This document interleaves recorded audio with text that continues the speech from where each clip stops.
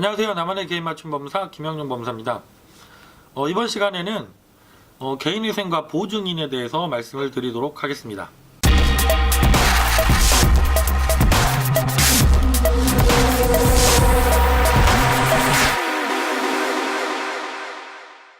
제가 상담 전화를 받다 보면 그 개인위생 신청 요건이 충분히 되시고 개인위생 실익이 크신 분인데도 가끔 고민을 하게 되는 경우가, 내가 여러 가지 채무가 있는데 그 중에서 가까운 친인척이라든가 친구분들을 보증인으로 세운 채무가 있는 경우 고민을 하게 되시는 경우들이 있습니다.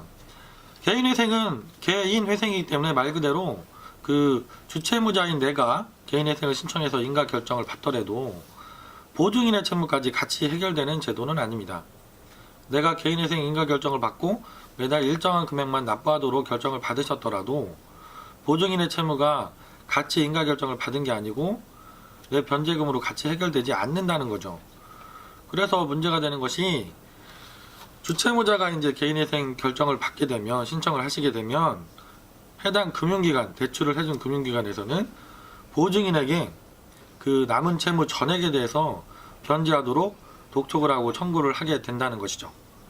그래서 이제 보증인이 가까운 분들이 대부분이기 때문에 신청하시면서 이 채무를 넣어서 해야 되는지, 개인회생을 내가 과연 하는 게 맞는지 고민하시는 겁니다. 하지만 내가 그 부분 때문에 한두 가지 채권, 보증인이 끼어있는 채무 때문에 개인회생을 포기하실 일은 아닌 것 같고요.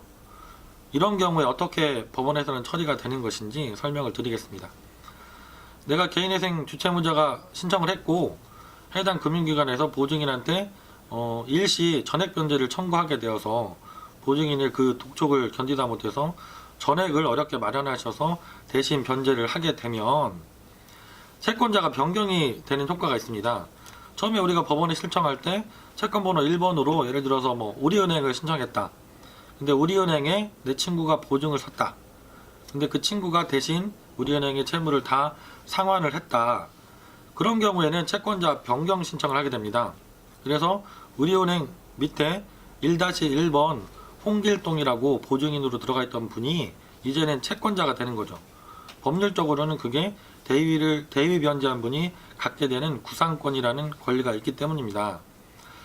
그래서 우리가 이제 인가결정을 받고 매달 법원에 일정한 금액을 납부하게 되시면 법원에서는 각 채권자들에게 채권 금액에 따라서 작성된 변제 계획안에 따라서 그분 통장으로 돈을 입금하게 되는데, 대위 변제를 한 그 이후에는 보증을 섰던 그분 통장으로 법원에서는 매달 변제 금액의 일정 금액을 입금을 해주는 거죠. 이렇게 보증인이 내가 독촉을 받아서 금융기관에 그 보증 채무를 변제를 하게 되면 그 최소한 내가 3년 동안 36개월 동안 내는 그 납부 금액에서 일정 금액은 보증인이 받으실 수 있게 되는 겁니다. 오늘은 그 개인회생과 보증인에 대해서 말씀을 드렸는데요. 보증인이 끼어있는 채무가 있어서 신청을 할지 여부에 대해서도 고민이 많으신 분들이 상담을 하다 보면 있으십니다. 하지만 제가 오랜 경험으로 말씀을 드리면 이런 경우에도 개인회생을 이용하시는 것이 훨씬 나은 선택이라는 생각이 듭니다. 내가 그런 보증인과 관계 때문에 이 채무 전체를 정리를 못하고 계속 끌고 가시면 어쨌든 결국에는 연체가 되시고 금융기관에서는 보증인한테 독촉이 들어가는 게 맞습니다.